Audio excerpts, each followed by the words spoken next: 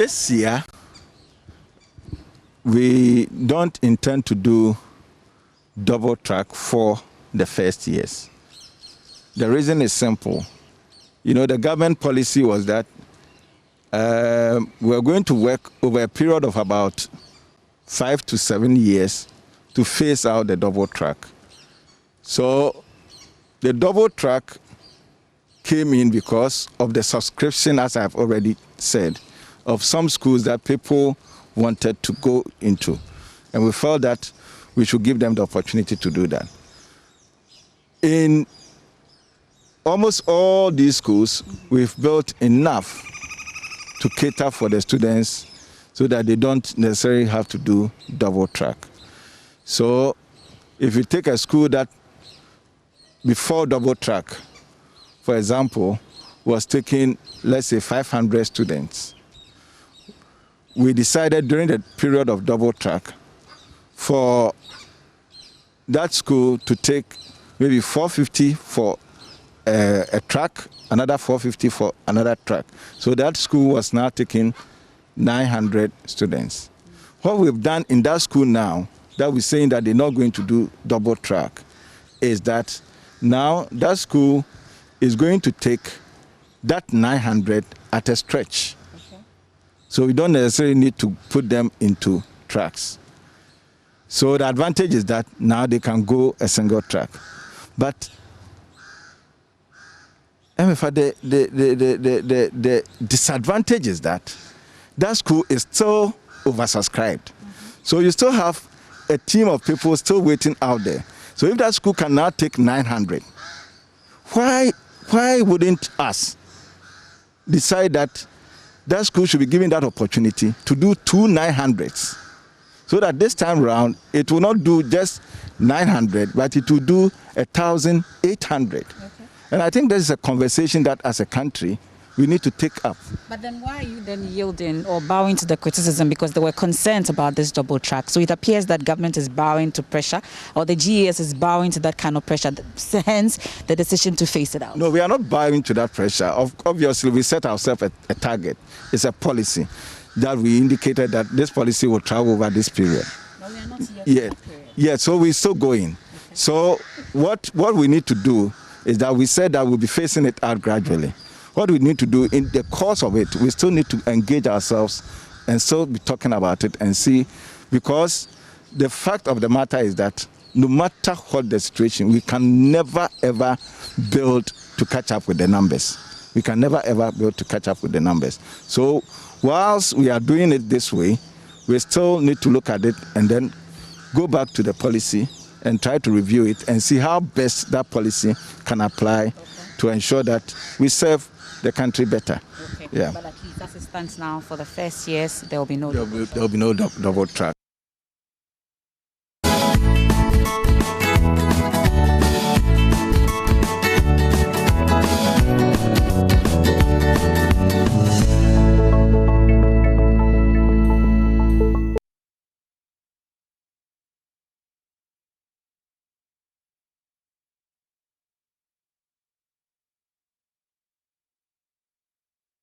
How? Well, the news is that this year, the first year student that will be going into the senior high school will not be on a double track. Point is, the placement system was expected to have placed students. Yesterday, Sunday, the list was expected to be out, but the Ghana Education Service did issue a statement. We'll be speaking to them shortly to understand what the situation is. When we should be expecting that. Cassandra, all right. Hello, good morning. Cassandra speaks for the Ghana Education Service. Good morning to you. Thank you so much for your time. Good morning, Mama B. Okay, great. So first of all, we just played back this interview with the Ghana Education Service Director General, where he says that the first year students this year will not be on a double track system. So I want to ask, first of all, about the statement that you issued yesterday in terms of the placement. What is the status of that now? All right, Mama B, good morning to your viewers and then listeners as well. Yes, yesterday you realized that last week there was a report in the Daily Graphic that placements barring any hitches would be released yesterday. That was Sunday. And we realized that per our preparations, we could not go live because we had to put a number of measures in place. And I specifically indicated setting up call centers across the country because this year, the solution centers that we used to have, especially at the Independence Square and other regional education offices, would not be available. Obviously because of COVID-19, because we don't want to create the opportunity for people to breach the protocol. And so how then do we ensure that people having placement-related issues lodge their complaints? And that's exactly what we are working on call center. In fact, 2 years ago, we had the call center, but because we had these other avenues, many of them wanted that face-to-face interaction, so they went to these centers, and then the few that also called us, we were able to respond. This time, we are expanding, and so many of them will be calling. We have a messaging system where people can send a text and an email system, and so we are working so hard on that so that people who have issues can lodge their complaints. And we know by our research, Mama B, that many of the people that also even came to our ends or at the solution centers were those within the self-placement category. And knowing that now, that a number of them had that issue, we have also resolved that this time, if you are not lucky to fall within your chosen school, and you fall out based on your performance, and the system asks you to proceed to self-placement, you can change your self-placement as many times as you want. So that is the new thing that we have introduced. Okay. That should you not get any of your chosen schools and you have to do a self-placement. You know, Mama B, previously, and if you remember our interviews, I said that if you choose a school, you can't change it. On self-placement, you cannot change it. But this time, and so you have people coming, I wasn't there, and the cafe attendant chose the school for my ward, I sent somebody, in fact, we chose the school, and now I want to change. And then some would even say that, we didn't even know we made a mistake, we didn't even know the school was a day school. Now we are saying that you can change the school as many times as you want. One is the self-placement. All right. So, Cassandra, when the GES director says that the first-year student will not be on double track, I want to ask you the numbers. How many students are we expecting? We are expecting over 500,000 students, 535,000 students here. And if we're not doing a double track, we can contain these numbers? Yes, we are not doing a double track. You remember when we began this double track discussion, I said, and that has been the case all the time when we talk about double track. It wasn't a permanent thing. It was just temporarily, and so we never said double track would be a permanent. Something that has come to stay. Okay, and so yes, they won't be on double track because we said we will improve upon infrastructure, and that's exactly what has happened. So we have more classrooms to contain the students? Of course, we have all the classrooms. You know very well that double track, definitely you won't get the entire population in the school. By the time the first years is going, section of the students will also be at home. Because very soon they would also vacate. And we're mindful again, Cassandra, of COVID and the fact that we have to do physical distancing in the classrooms. Yes, and that's the reason why by the time that they also go to school, a section of the students will also not be there, creating space for the Form 1. And so definitely we wouldn't have that issue. Okay. So indeed, if they don't do double track, it's not going to affect anything, and they are not going to be crowded, because at that particular point in time, you will not have the entire student population on campus. Okay. Yeah, all right. Double track doesn't work like that. Yeah. Okay. But we have the third years and the second years on double track. We have the second years on double. Third years are not on double track. Okay. All right, Cassandra, thank you very much. We have to engage some stakeholders on the back of that. So thank you very much. Let's speak to my other guest on this conversation in a little bit.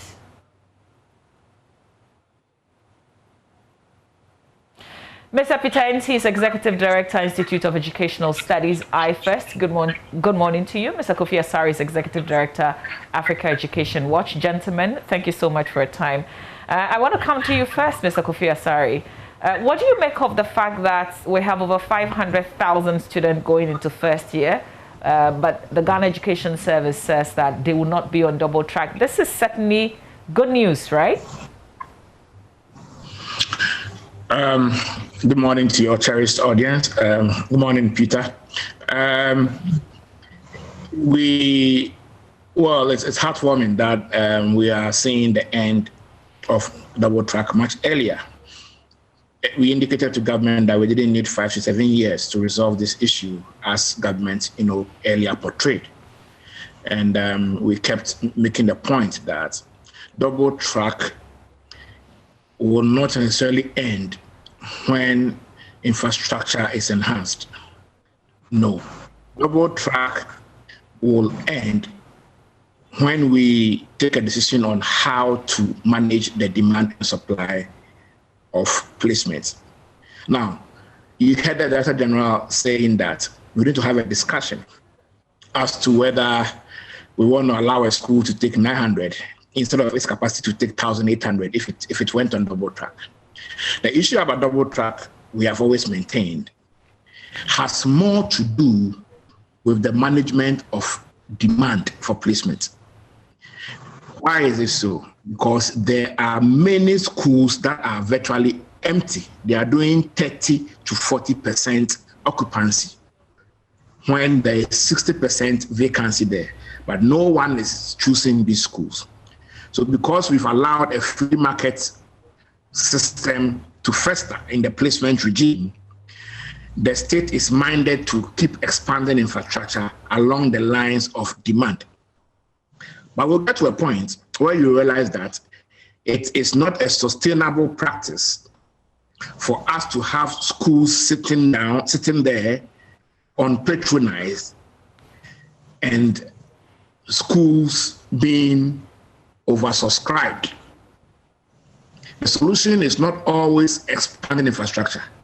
At a point, we'll get to the point, and it will take about just 2 years. We'll get there when you realize that the demand for the so-called first and second class schools will be so high that the state will have to intervene and manage or interfere in the recent free market system where demand and supply is dictating everything about placement.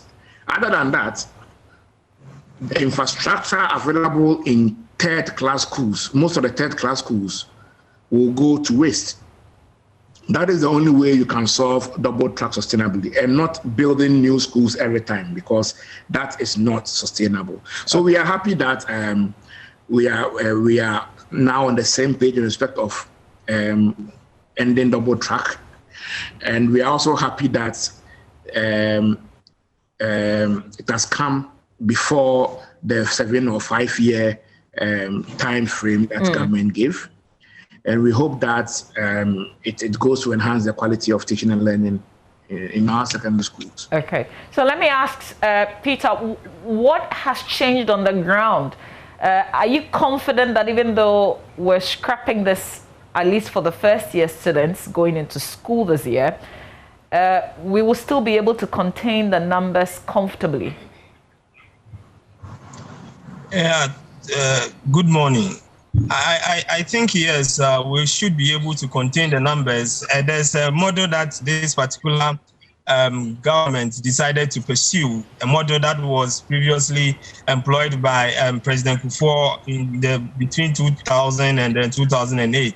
That is to expand the infrastructure in the schools rather than going to build new schools. And I think that is the model that the government pursued, and because of that, there's been an expansion in the infrastructure in most of the schools that normally get a lot of applications from prospective students, and that is why the ministry and the education service is confident that they should be, or they would be able to allow these students to go to school without putting them on any form of track system. So yes, a lot have gone on the grounds in terms of expansion of infrastructure in these schools, and we are hoping that when the students get to campus, we'll be able to contain them. But you asked a very important question. I think when we were interviewing Cassandra, you asked about how they will be able to ensure social distancing if they are abolishing this double track, and looking at the numbers that will be going to the schools. I think that's something that they should have had their minds to, because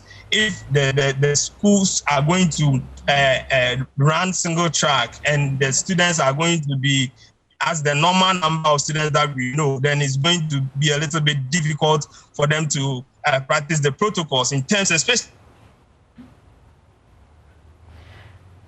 Well, unfortunately, I think we lost Peter there, but Kofi Asare is still with me. I also want your take on this issue. Even those in the junior high schools, some of them are practicing the shift system now. And to say that the senior high school student, the first year student, would not be on double track, you have welcomed it, but how confident are you that we'll be able to still respect the COVID protocols, even though Cassandra says that some of the other students in the higher classes will not be in school at the time that these first year students would get into school? Hello? Yeah, hi, Peter. I thought I lost you, so I was directing my next question to Kofi, but since you're back, continue. Oh, okay.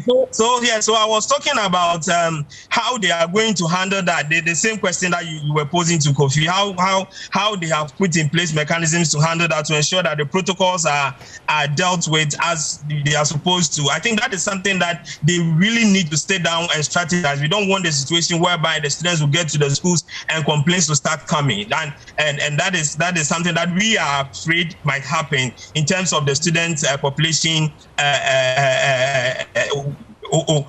overcrowding the entire student campus. So our focus will be on the dining halls and then the dormitories and possibly the classrooms. I know definitely there will be arrangements to handle the students in the classrooms, but especially the dormitories, how do they think that they will be able to contain the numbers when they have indicated that they're not running double track? I think that is something that they should have had their minds to. Okay, so Kofi, even though this is welcoming, it's something that you are looking forward to, is it a wise decision now, knowing that the junior students are even doing shifts in some schools? Juxtaposing the concern raised by Peter in respect of COVID physical distancing requirements in the classroom and dormitories, I want to shudder to suggest that, you see, on paper, statistically, we have created more spaces in classrooms and dormitories through the expansion of infrastructure over the past 2 years to warrant the phasing out of the double track. But that is different from ensuring an efficient distribution of demand across these spaces created. They are two different things. You may have increased the capacity of PRESEC from admitting 1,000 a cohort to 2,000 in view of the expansion works there. But you see, you may also have expanded the capacity of, let's say, Chufupra Secondary School to also double their capacity. The challenge is now how to convince Ghanaians to select Chufupra Secondary School, even as they also select PRESEC.